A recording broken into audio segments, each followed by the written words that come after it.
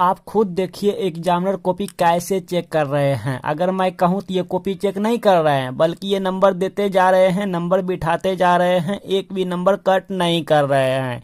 तो आप भी चाहते हैं कि आपका भी एक भी नंबर कट ना हुए, पूरे के पूरे नंबर देते चले जाए। आपको भी एग्जामिनर चाहते हैं ये सब, तो इसके लिए आपको जानने होंगे एग्जामिनर इस तरह से कॉपी चेक क्यों कर रहे हैं। तो चलिए जानते हैं। जी हाँ, आप भी चाहते हैं कि आपका अच्छे नंबर आए, तो आपको इस तरह से देखिए कैसे चेक कर रहा है, इनके तरीके को जानने होंगे। देखिए देखिए देखिए किस तरह से चेक कर रहा है, नंबर सिर्फ बिठाते जा रहा है। देखिए कैसे चेक किया, अब नंबर बिठाएगा। ऐसा क्यों कर रहे हैं आपको जानने होंगे। तो इसके लिए चलिए हम आपको बारीकी से बताते हैं। ये मान लीजिए कोई प्रश्न 5 मार्क का है, 5 अंक का है, दीर्घ उत्तरीय प्रश्न है। तो एग्जामिनर जब कॉपी चेक करते हैं तो किसी किसी को 5 में से 2 नंबर दे के रख देते हैं, 2 मार्क दे के रख देते हैं। तो किसी किसी को 5 में से 3 नंबर दे के रख देते हैं, तो किसी किसी को फुल मार्क दे देते हैं, 5 में से 5 नंबर दे देते हैं। 5 में से 5 उन्हीं स्टूडेंट को देते हैं जो कि इस वीडियो से सीखेंगे, जो कि हम आपको यहाँ पे बताएंगे। तो इस वीडियो को देखने के बाद आपका एक भी नंबर कट नहीं होंगे, आपको भी फुल मार्क मिलेंगे, पूरे के पूरे नंबर मिलेंगे। तो चलिए सब कुछ जानते हैं, बारीकी से हम आपको सिखाते हैं। आप बने रहें वीडियो पे एंड तक। अगर आप चाहते हैं कि आपका अच्छे नंबर आए, एग्जामिनर के द्वारा एक भी नंबर कट ना हुए, अगर आप चाहते हैं तो इस वीडियो पे बने रहिए, वीडियो पे एंड तक अच्छे से समझिए, सीखिए। नंबर 1, सबसे पहले जो एग्जामिनर जो देखते हैं आपके कॉपी में, वो देखते हैं आपके कॉपी जो है ना लिखने का सही ढंग होनी चाहिए। जी हाँ, आपने किस तरह से कॉपी में प्रश्न का उत्तर दिए हैं।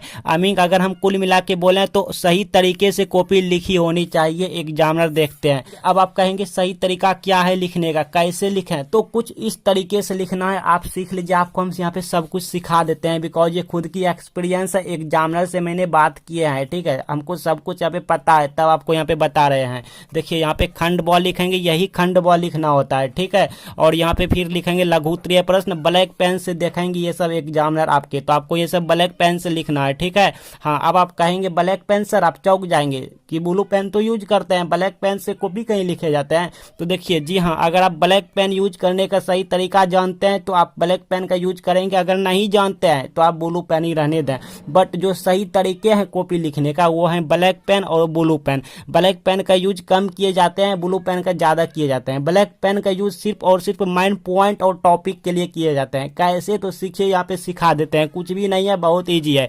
तो सबसे पहले खंड ब लिखेंगे, ब्लैक पेन से स्केल रख के अंडरलाइन करेंगे, और लिखेंगे लघु उत्तरीय प्रश्न, यहाँ पे ब्लैक पेन से स्केल रख के अंडरलाइन करेंगे। अब यहाँ पे जो प्रश्न आप जानते हैं उसका यहाँ पे आंसर देंगे। मान लो हम प्रश्न संख्या यहाँ पे 1 जानते हैं, आवेश संरक्षण का सिद्धांत क्या है हम जानते हैं, या फिर आप जानते हैं, तो यहाँ पे प्रश्न 1 लिखेंगे, डॉट डॉट डॉट करके वाट लगा देंगे। 2 अंक स्तरीय प्रश्न, एग्जामिनर को सुविधा देंगे ताकि उनको बार बार क्वेश्चन में ना देखना पड़े कि ये कितना नंबर का प्रश्न है। ठीक है, 2 नंबर का है, यहाँ पे सुविधा देंगे। आप इस तरह से नहीं लिखते हैं, हाँ, टॉपर जिसे लिखेंगे तो आपका भी एग्जामिनर उसी तरह से नंबर बिठाते जाएंगे, नंबर देते चले जाएंगे। ठीक है, नंबर कट नहीं करेंगे। यहाँ पे उत्तर लिखेंगे, आवेश संरक्षण का सिद्धांत, ब्लैक पेन से लिखना है, इस तरह से अंडरलाइन करना। ये माइंड टॉपिक होता है, माइंड पॉइंट है। ठीक है, जो कि क्वेश्चन यहाँ पे लिखना, आवेश संरक्षण का सिद्धांत सीख लीजिए भाई, सीख लीजिए। अब यहाँ पे 2 बिंदी देके इस तरह करना है। अब यहाँ पे उत्तर लिखना, उत्तर देखिए कैसे दिए जाते हैं, सटीक सटीक आंसर, कुछ इस तरीके से उत्तर देना है। लेकिन आप गलती क्या करते हैं, देखिए जो माइंड टॉपिक है उसको ब्लैक पेन से लिखना है आपको, जो कि आप नहीं लिखते हो। हाँ, जैसे माइंड टॉपिक यहाँ देखिए, आवेश संरक्षण का सिद्धांत बेंजामिन फ्रैंकलिन ने दिया था। ठीक है, तो ये किसी का नाम हुआ, ये एक माइंड पॉइंट हुआ। ठीक है, तो इसको ब्लैक पेन से लिखना है और लास्ट में इस तरह से अंडरलाइन करना है, सब उत्तर हो जाने के बाद, जो कि आप नहीं करते हो। जी हाँ, आप एग्जामिनर को सुविधा देंगे तब ना जी। इससे सुविधा हुआ कि हाँ, एग्जामिनर समझ जाएंगे कि बच्चे ने जो आंसर दिया है वो यहाँ तक एंड होता है, इसी के अंदर है, इससे ज्यादा नहीं है, बाहर नहीं है, यहाँ तक समाप्त हो जाता है, एंड हो जाता है। और एग्जामिनर को पता चलेगा हाँ, प्रश्न 1 जो है वो 2 अंक है, बच्चे हमसे 2 अंक मांग रहे हैं, इसके लिए वो यहाँ पे सही सही सटीक सटीक लिखे हैं। तो अब से आपको भी इसी तरह से कॉपी लिखना है परीक्षा में। और नंबर 2 में है, आपके कॉपी के शुरुआती पेज 1 से लेके 3 तक साफ साफ लिखी होनी चाहिए, सटीक सटीक लिखी होनी चाहिए। अब कहेंगे सर ये कैसे होगा, साफ साफ कैसे होगा, सटीक सटीक कैसे होगा, मेरा तो हैंड राइटिंग भी खराब है सर, साफ साफ कैसे होगा। तो आपको हम बता रहे हैं सब कुछ। देखिए आप ध्यान से समझने की कोशिश कीजिए, ऐसा वीडियो कहीं कहीं नहीं मिलेंगे।